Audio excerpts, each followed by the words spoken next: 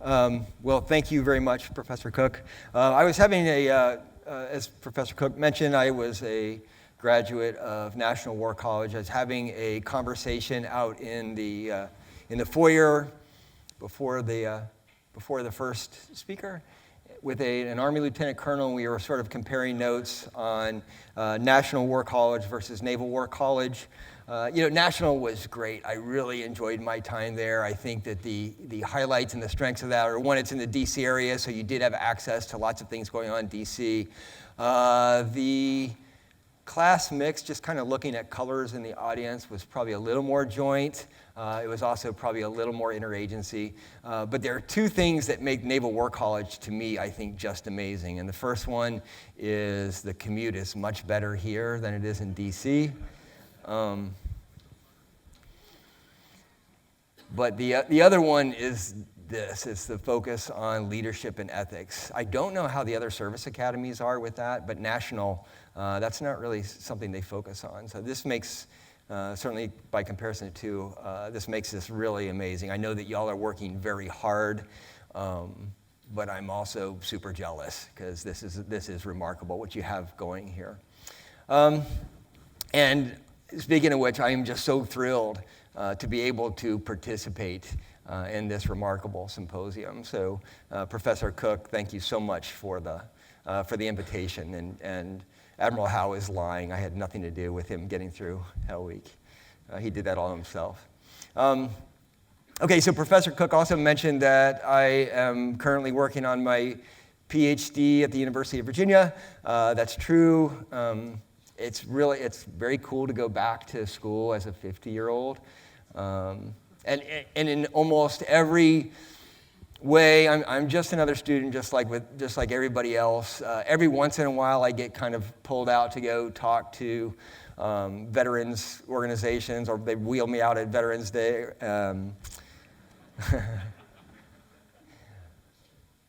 But there was one opportunity that I really enjoyed, or I say that. I enjoyed it when I was invited to it. And that was the coach of the women's basketball team asked me to come and speak to her team. And I was very excited about that. So I obviously accepted the invitation, and I went and talked to the women, and it was kind of my usual shtick that I did. I didn't prepare very much for it. I got up there and told a few war stories and figured that would be sufficient. But I got to tell you, I could tell the whole time I was not connecting with this audience at all. This was a tough crowd. I mean, these were elite athletes, right? This is the top level of college basketball. They're concerned with winning national championships. And if I can help them beat Duke and North Carolina and Notre Dame, great. If I can't, it's like, please move along. And that's what I was getting. I was definitely in their eyes. It's like, oh my gosh, would you please move along? So I mean, I do my remarks, and probably the clearest indication that I hadn't hit the mark was I say, okay, well, what questions do you have for me? And you all have probably been there before, just total crickets. There was nothing. There was nothing at all. Finally, the captain of the team, a gal named, she was the point guard, Lexi Gerson, who was an amazing athlete. She finally had heard the silence, the deafening silence enough, and so she stepped into it, and she asked the question that everybody was in the room was thinking, and that was, okay, great, but what does this mean to us? So we got it. SEALs are courageous people, but can we learn how to be courageous, or is this just something you're born with? Is this just something that SEALs are born with?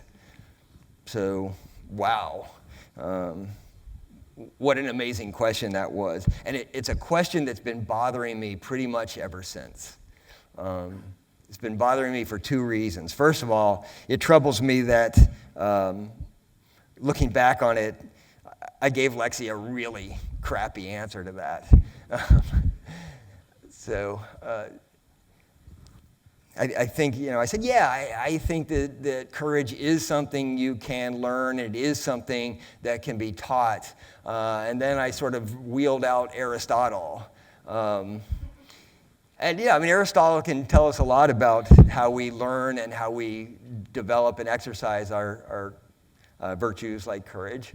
But there's no surer way of shutting down a conversation than bringing out Aristotle. In fact, I think when Aristotle was up there, right, everybody's like, oh, God, Aristotle, awesome. Actually, I have found that there is probably no more obnoxious creature on the planet than a PhD student, wheeling out such people. My wife is a recently retired flag officer, so pretty no nonsense. And we were having a conversation, and I don't recall what the discussion was about, but I said, well, honey, I think the point you're making is epiphenomenal to the outcome variable here. And my wife kind of looked at me for a second and said, if you ever use language like that again, you're fired. So I'm learning my lesson slowly. But the second reason that Lexi's comments have really stuck with me, or Lexi's question has really struck with me and has been troubling me ever since, is that I hadn't asked that question. I had never asked that question. So I spent 26 years in a profession where arguably the core virtue is courage. And yet I never asked the question, how can I teach my SEALs to be courageous? Or is this just something that they, when they come across my quarterdeck, they show up with? Or they don't show up with? And it's even worse than that. So for 2 years, from 2006 to 2008, I commanded the Naval Special Warfare Center. So I was in charge of the basic training for all of Naval Special Warfare. And if courage is something that can be taught and courage is something that can be learned, that's pretty much where it ought to happen, right? And yet courage was never a stated learning objective, never, throughout my time there. Maybe it's changed. So I'm retired now. I've been retired for 6 years. So this question for me, Lexi's question, is now purely academic, and I'm going to continue to work on it. But I'm hoping that perhaps my evolving thoughts on this topic may be marginally useful and interesting to y'all.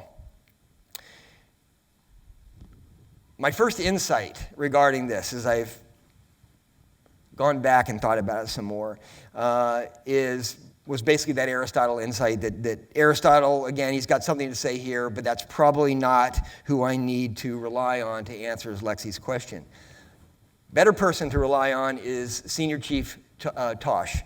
He was one of my BUDS instructors when I was commanding out there 8 years ago. So quick story, this was my first Hell Week as commanding officer of the Naval Special Warfare Center. Hell Week is, I guess most people kind of know what that is. It's the culminating event at the end of that initial selection phase. And it's hard on a commanding officer. If you really think about it, we feel that our responsibility is to look after and take care of the welfare of all of our people. And, you're doing that, and you're doing that, but as you're seeing these students going through this, it's really hard for you in your heart to say, yeah, I'm taking care of you. But you are. But, even though I had been in for over 20 years at the time, so I was a captain, this was my major command tour, I really didn't get Hell Week. And I think that most SEALs, and even most senior SEALs, really still don't get what it is we're doing there. You almost have to have done it, or you have to be there to get it. I understood the mechanics, of course, but I had a very unsophisticated perspective on what the purpose of it was. So on the fourth day of my very first Hell Week out there, I was walking across the grinder, and I noticed the incoming shift. They had just arrived. We go on shifts. The students are there one shift 100% of the time. Everybody else, they're on 3 shifts of 8 hours. And so the morning shift had come in, and I noticed that they had really turned up the amp, man. They had really started turning up the intensity, and this is day 4 of Hell Week. And I wondered why. So historically, really nobody ever leaves, nobody ever quits after the 3rd day of Hell Week. So, why not just kind of slack off and at least back it down a little bit? I'm trying to protect my people. So I pulled Senior Chief Tosh aside. He was the shift chief, and I asked him, what are we doing here? And he answered very diplomatically, but also very directly. It's like, sir, Hell Week starts now. This is the most important part. And as I matured in my command, I started realizing just how right he was. Despite my many years in the teams, I had never fully grasped the purpose of selection phase. It's more than just a 2x4 across your forehead. There's some real purpose for it. And I had bought into that conventional wisdom that this was about culling the herd, about weeding out the weak from the strong. Not even close. Not even close. Selection isn't about attrition, and it never has been. It's about teaching and learning. It's about indoctrinating those who decide not to quit in the essential virtue of our community. In fact, the essential virtue of any warrior, and that's courage. So going back to Lexi's question, the answer is a definitive yes. Courage can be taught. Courage can be learned. And what I should have told her is that Naval Special Warfare has been doing it for decades. So have many other commands or many other communities. Now, we haven't been doing it deliberately, necessarily. So courage training, at least when I was in command, was something that just sort of happened organically and implicitly. But we were doing it nonetheless. And here's how. So SEAL instructors incrementally and almost daily expose SEALs to experience, or SEAL candidates to challenges they've never before faced. And in confronting these challenges, our students learn and practice 3 character strengths: self-knowledge, self-control, and love. And together, I argue that these 3 strengths are the constitutive elements of the virtue of character. Of the virtue of courage. So what I plan to do this morning is I want to elaborate on each one of these. I also want to discuss a 4th constitutive element of courage that I believe Naval Special Warfare and actually very few organizations pay proper attention to. And that 4th one is a tolerance for failure. So Dr. Cook asked me if I wanted to use PowerPoint, and I said no. But if I could have, I would have had 1 slide up there, maybe the whole time. So instead of PowerPoint, if you've got something to write on and write with, go ahead and write those 4 down. So it's self-knowledge, self-control, love, and a tolerance for failure. And when we come around to the Q&A, just in case we're in crickets mode,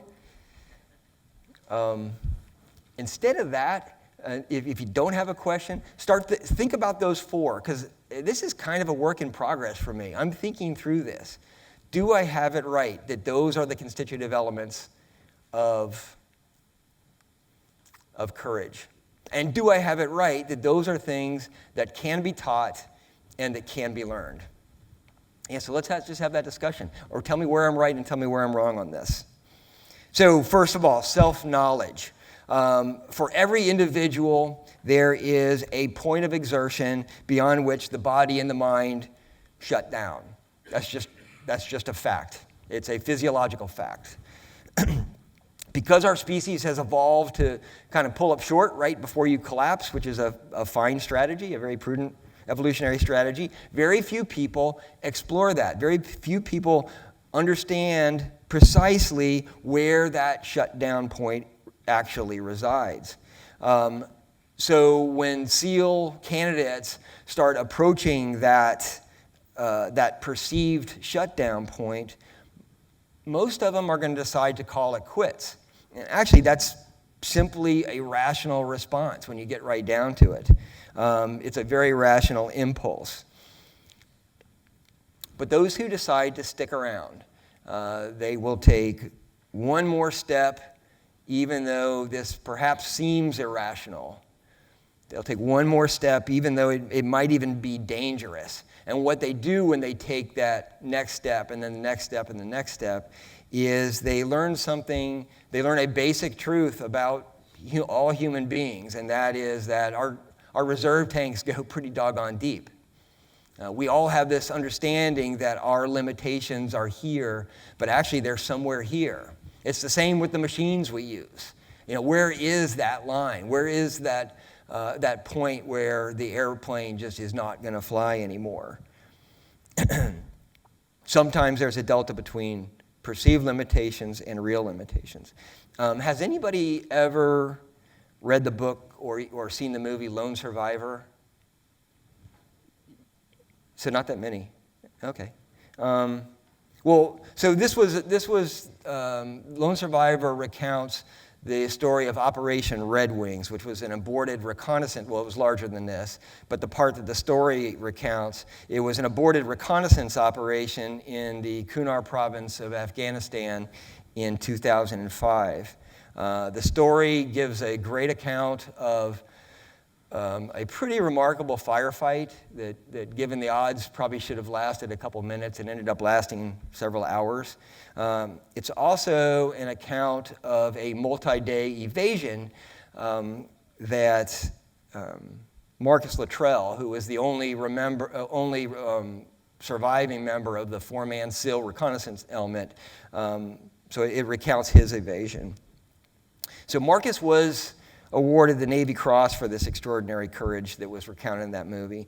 But if you break that citation down, what the award is primarily recognizing is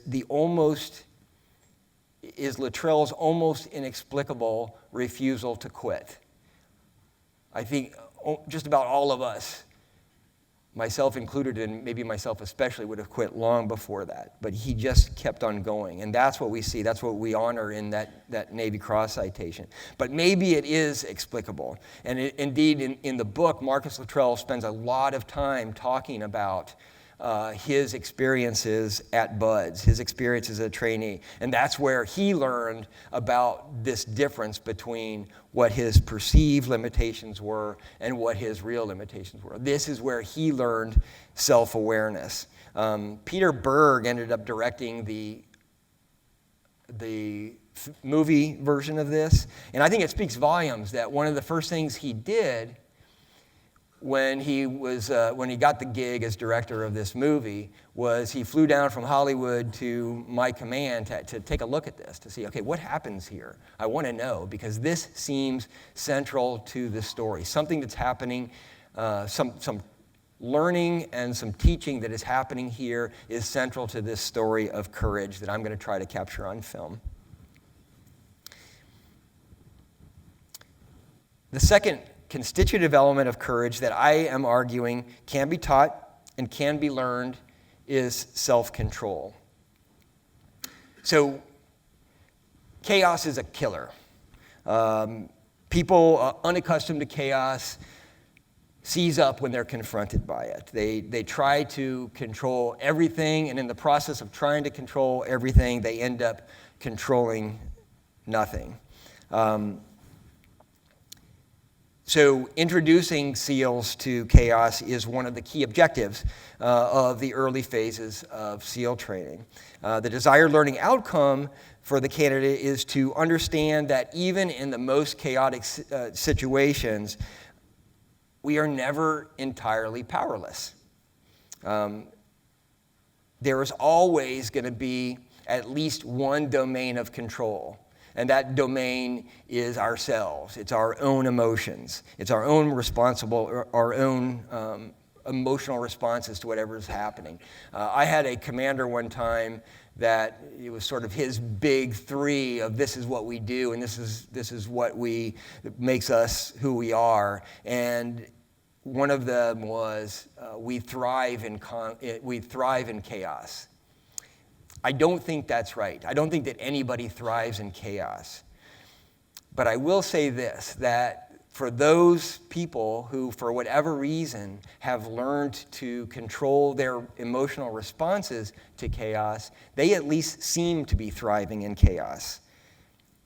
And that can be everything. So a good example of this, and pulling away from a SEAL example here, Admiral Stockdale and his fellow POWs during their captivity in the Hanoi Hilton. So at the core of this amazing story of courage that these men evinced just about every day, I argue was self-control. So Stockdale had, before he was a POW, he had studied Stoicism, and he had studied the Stoics, especially Epictetus, Seneca, and Marcus Aurelius. And when he was captured, and when he was a senior POW at the Hanoi Hilton, he put that education to use. And he meticulously sorted out, okay, these are the things that I can control, that we can control. These are the things that we can't control. He focused everybody's attention on what they had agency over. Now, a POW has very little personal agency. Indeed, being a prisoner might be one of the most constrained set of circumstances imaginable. But what Stockdale taught his fellow prisoners, and what they learned from Stockdale, was to concentrate all their energies only on those things where they had some control over it, and then and this was probably especially important, not to ruminate on those things that they had no control over. So rather than echoing those hollow edicts about, tell them nothing but your name, rank, and serial number, which is a strategy that is always going to go wrong, Stockdale directed his fellow POWs to instead focus their energies on making their torturers work for everything they got, that they could control. So rather than feeling like failures when they gave up information, they felt like successes when they lasted 1 more minute, 5 more minutes, when they made the torturer sweat just a little bit more.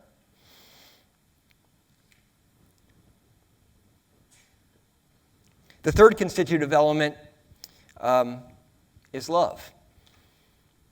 I wish maybe I had a better word for it, but I don't. And here again, I am arguing that this is something that we can teach, and this is something that can be learned. So how? And here again, I'm going to go back to basic SEAL training as an example. So every class of SEAL candidates that comes through, it's always the same thing. So we will pile task upon task upon task on them, nothing that they could possibly accomplish as individuals, and yet they try to accomplish it as individuals every single time. And they fail miserably, and they fail painfully, and they fail often in doing this. And then, again, just as predictably, every single class you see this happen. Something clicks in that class. Okay, a light comes on. We just call it coming together as a class. So it starts with a few simple cooperative routines that they do together. the relationship of one student to another at this point is purely instrumental. What they value in that other human being is the fact that they are useful to them. They are useful for the fact that, yeah, you're keeping me out of the surf zone. You're keeping me from that pain that I'd otherwise be experiencing. But they soon learn to appreciate their classmates' usefulness, and maybe eventually start admiring the skills that they bring to the table that keep them out of the surf zone. Next comes a sense of trust and a desire to reciprocate. At some point in the process, a BUD/S class learns a basic truth, and that truth is that there's almost nothing that we can't accomplish when talented people come together and start working as one. And when they reach that point, they also discover that the welfare of those other human beings that they're working with is at least as important as their own well-being. The welfare of their classmates is just as important as their own personal well-being. And that, I say, is love. And if you look at the citations for all of the Medal of Honor recipients, those are just love stories. I mean, they're almost all love stories.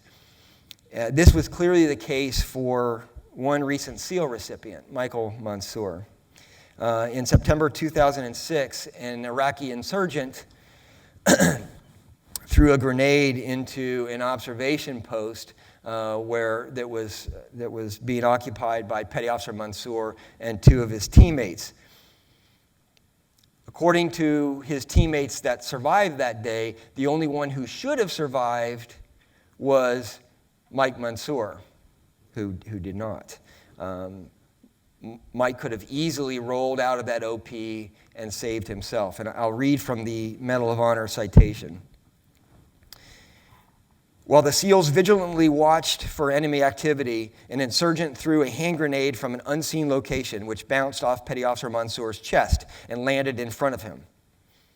Although only he could have escaped the blast, Petty Officer Mansour chose instead to protect his teammates. Instantly and without regard for his own safety, he threw himself onto the grenade to absorb the force of the explosion with his body, saving the lives of his two teammates. By his undaunted courage, fighting spirit, and unwavering devotion to duty in the face of certain death, Petty Officer Mansour gallantly gave his life for his country, thereby reflecting great credit upon himself and upholding the highest traditions of the U.S. Naval Service. So I imagine that to many Americans, this account reads as some sort of gung-ho tribute to runaway patriotism. That would be a profound misunderstanding. I had the opportunity to speak with one of Petty Officer Mansour's teammates at his memorial service. And the story that he told was factually the same as the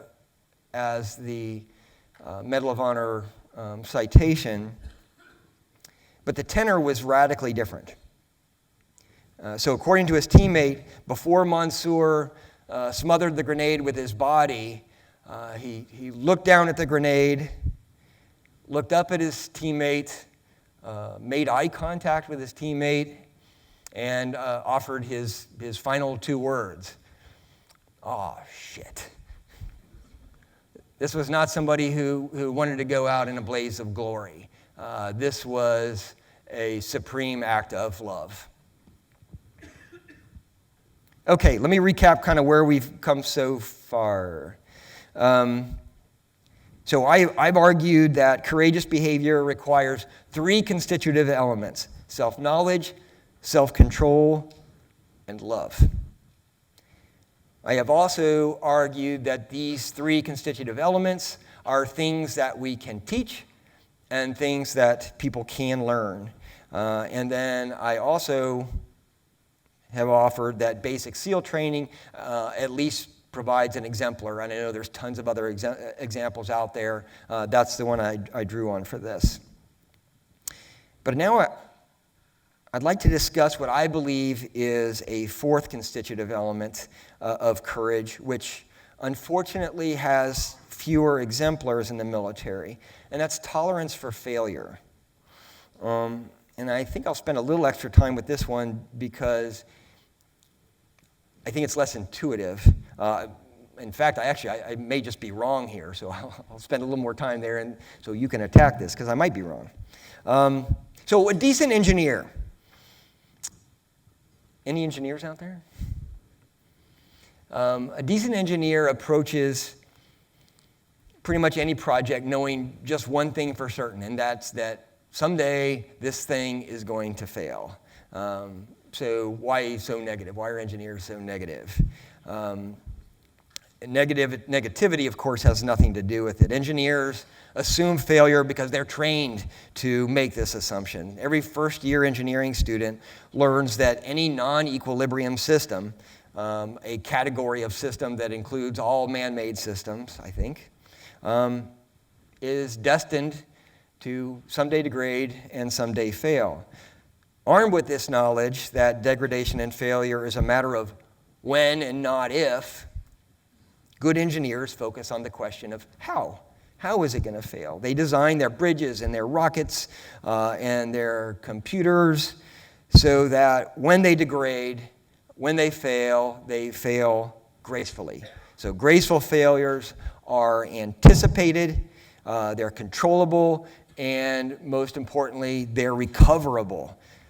Catastrophic failures, by contrast, are unforeseen, unmanageable, and they often result in disasters. So I think we're all fortunate that the technical experts who design our hardware, our submarines, our surface ship, our aircraft, our communications networks, they understand the importance of graceful failure. Yet we who operate those systems are often very ill at ease with failure. And I'd like to see more leaders who become comfortable with the F word, with the other F word, with failure. Okay, like engineers, military leaders design and manage systems. But the systems that we are entrusted with are infinitely more complex. They're more fragile than anything fabricated in a shipyard. The non-equilibrium systems that we lead are human social systems.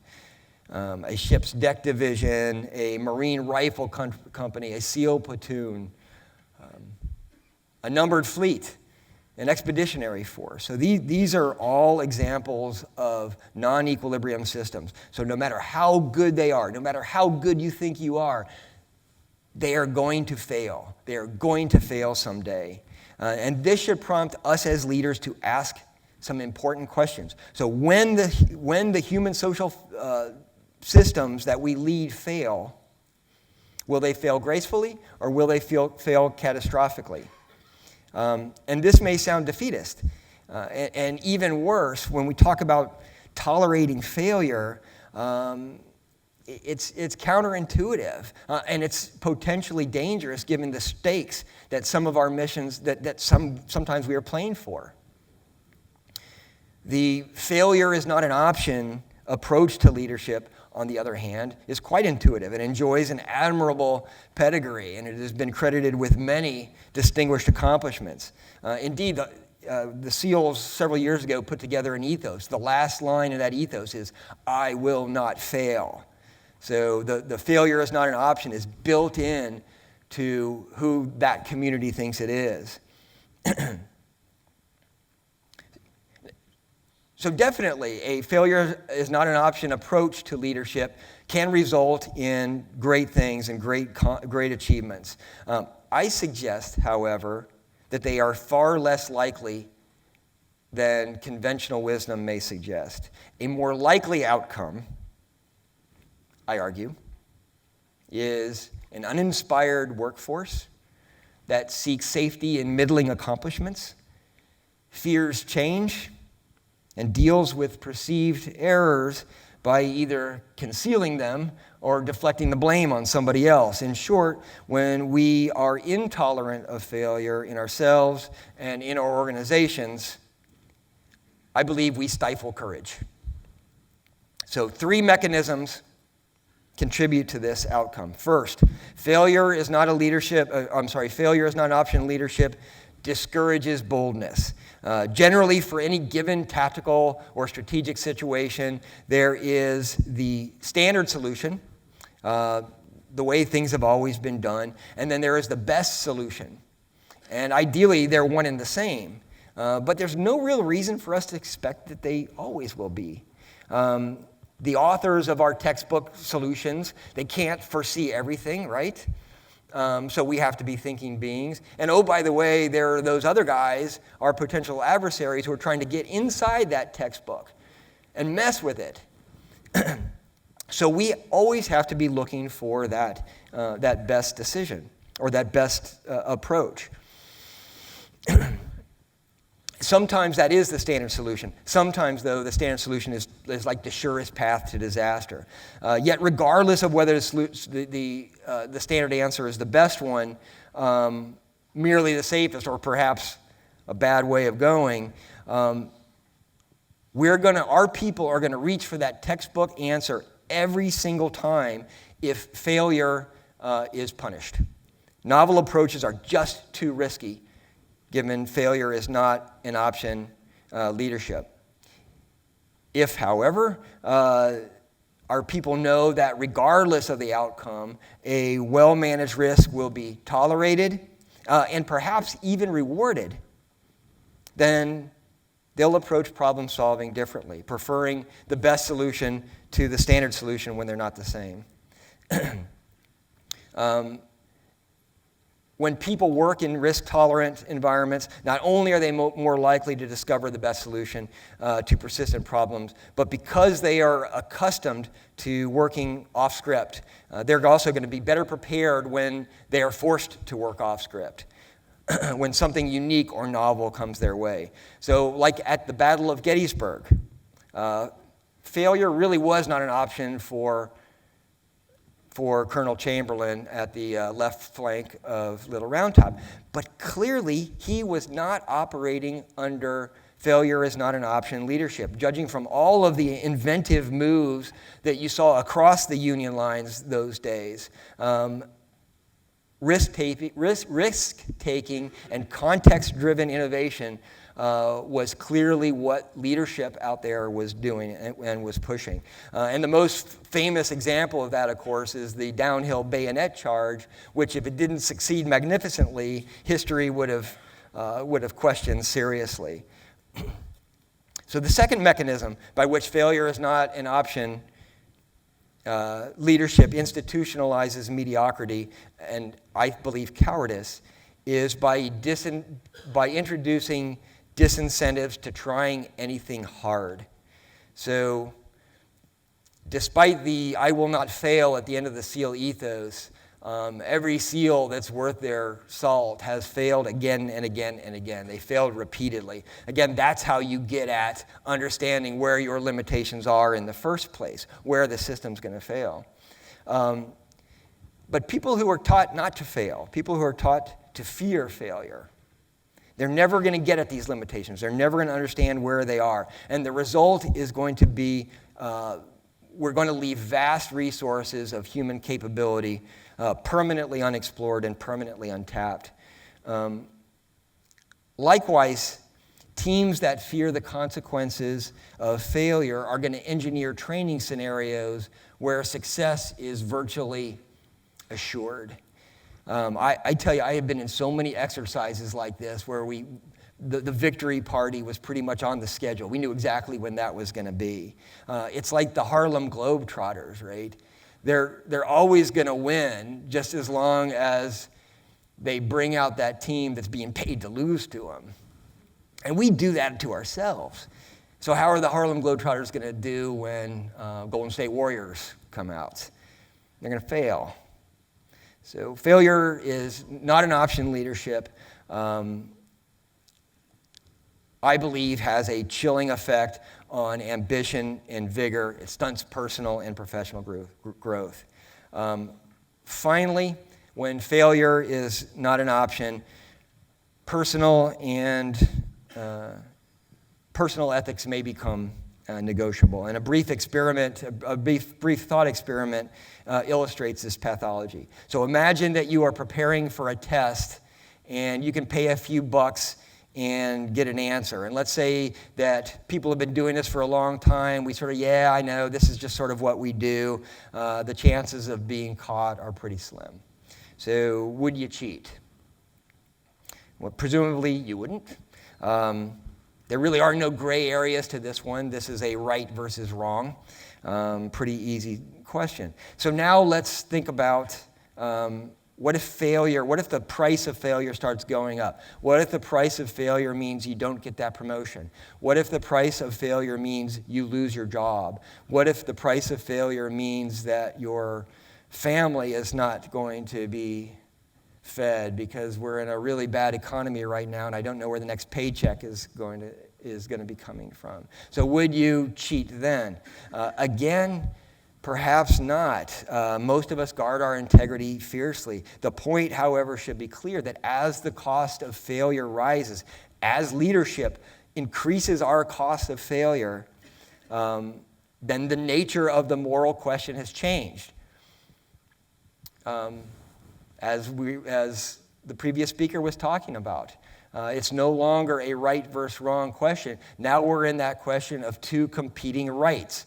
It is good, fair play is good. But so is feeding your family. So we increase those stakes. A more difficult question, perhaps, is, all right, what do you do if you observe somebody buying that test? Okay, so now what? What if one of your colleagues purchased the answer? Would you turn her in? The honor system of some of our finest institutions are built on that. They need people to turn their friends in when something like that happens.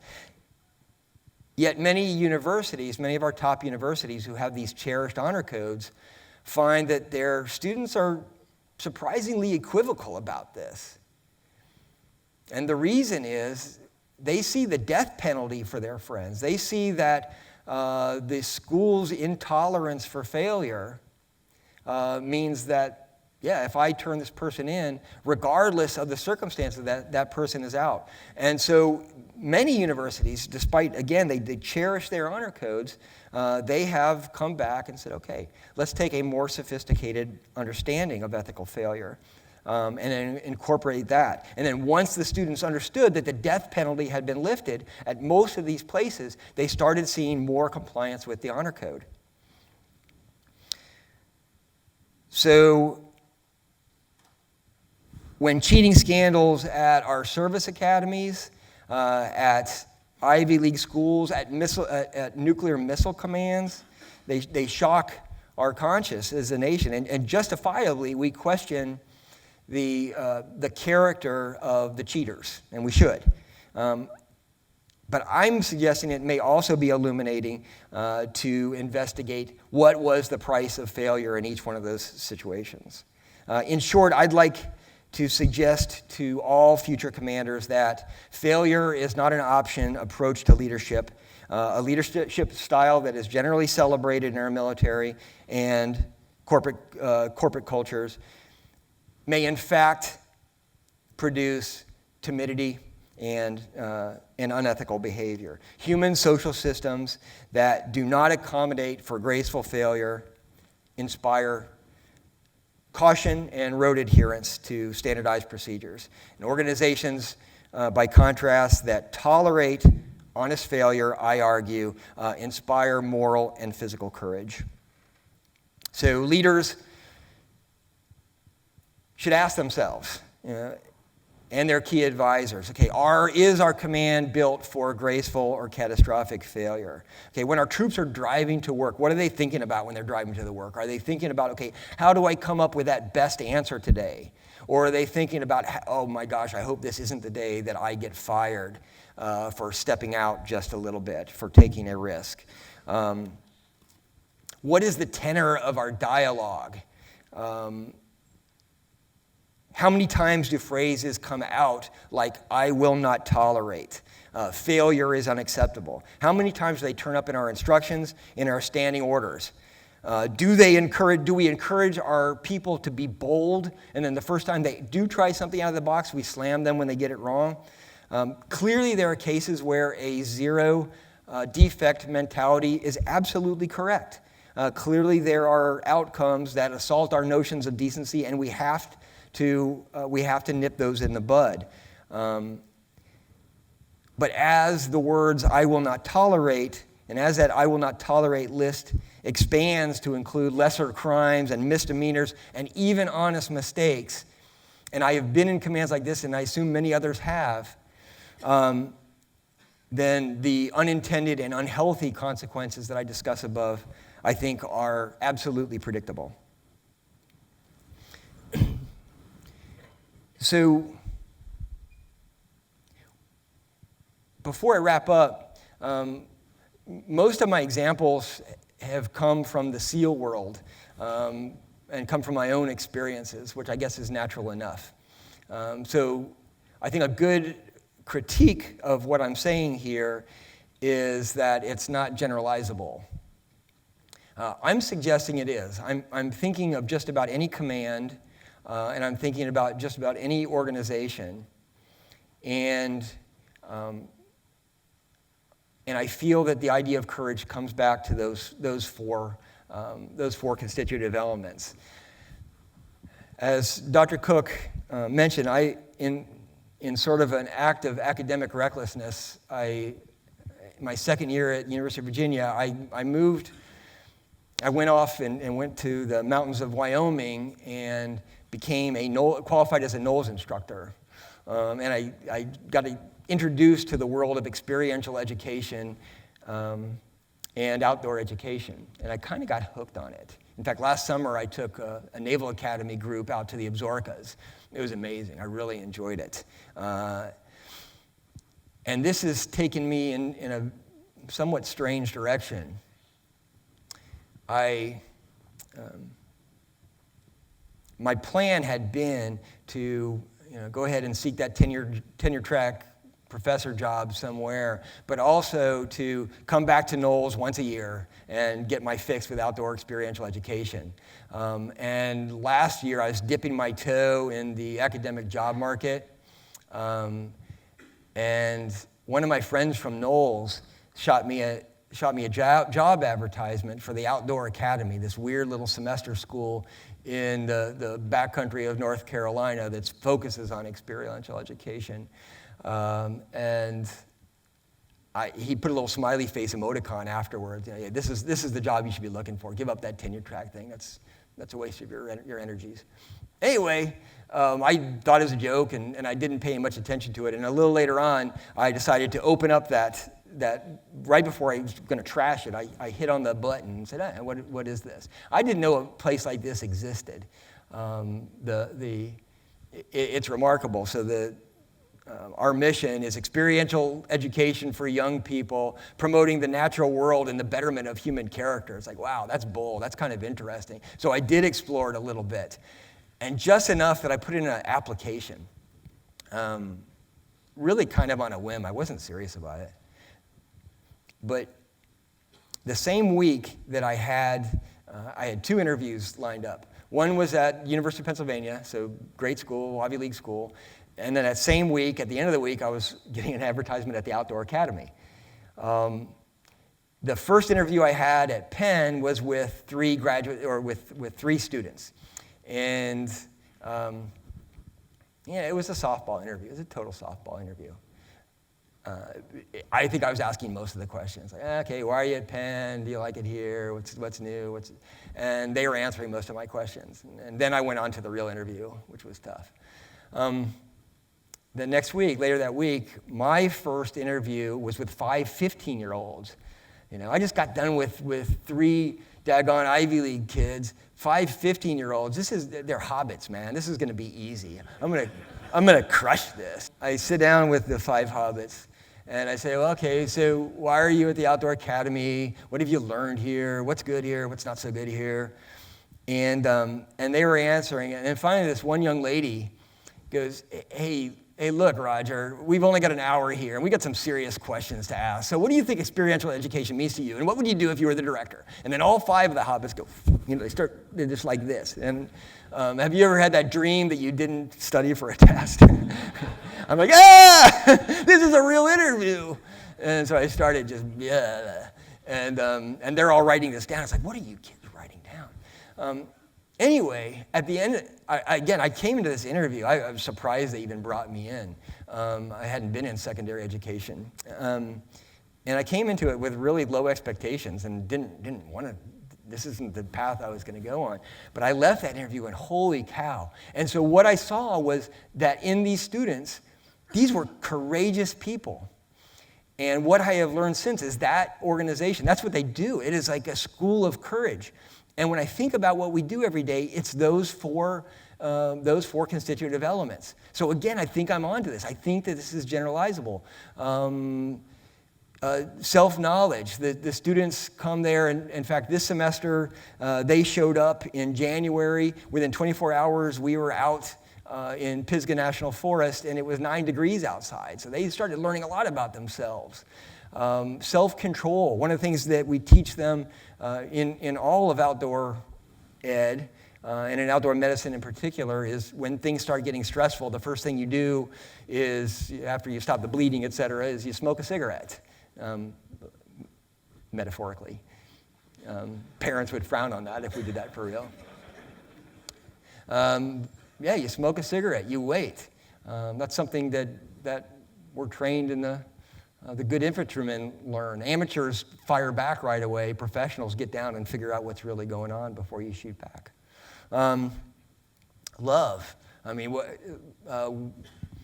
we have all of our students, we take away their cell phones right there. We have all of our students vying for one landline phone. Somehow you got to figure that out. In that process, you develop that strong, powerful community. And we go further than we do in SEAL training by we teach them how to do things like giving and receiving feedback. We do teach how you can thrive in community. And failure, absolutely. This last trek we were on, the highest grades came from the class that was lost the longest. Well, they got the high grades because they did find their way back eventually. But they were lost for 4 days, and it was like, yeah, that was great. That was pulling victory out of failure. I do think that this is generalizable. I'm afraid I probably went a little longer than I should have. Just bear in mind that I'm afraid of Q&A after my UVA experience. So I tried to do this part as long as possible. But I will summarize quickly. I have argued that courage, which is the fundamental virtue of the profession of arms, and I think many other professions, is a virtue that can and should be taught and learned. I discussed 4 constitutive elements that I would love to get your feedback on. First, armed with self-knowledge, a courageous person has learned to persevere when others have packed it in. She responds to real, not imagined human limitations. Second, armed with self-control, a courageous person has learned to be cool-headed when others panic. His mind is clear. His trigger finger, whether that trigger finger is real or metaphoric, is steady. The game slows down for him. Third, a courageous person has learned to love her teammates and is ready to sacrifice much and perhaps everything for them. And when she goes into harm's way, she knows that they have her back in every conceivable way. And finally, a courageous person has learned that he can take well-managed risks because he works in a climate that celebrates graceful failure. I am so grateful for the opportunity to participate in this extraordinary symposium. Thank you.